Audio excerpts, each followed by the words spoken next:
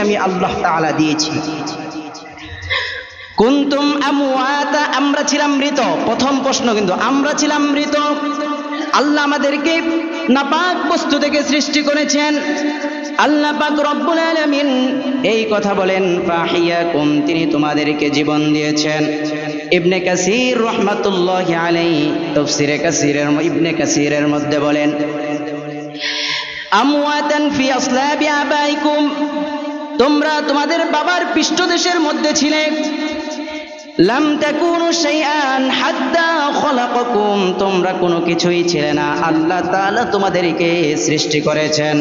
সুম্মা ইউমিতুকুম, এরপর তিনি তোমাদেরকে মৃত্যু দিবেন।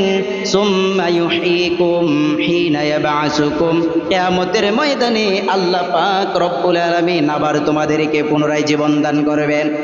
দুইটা মৃত্যু, দুইটা জীবন।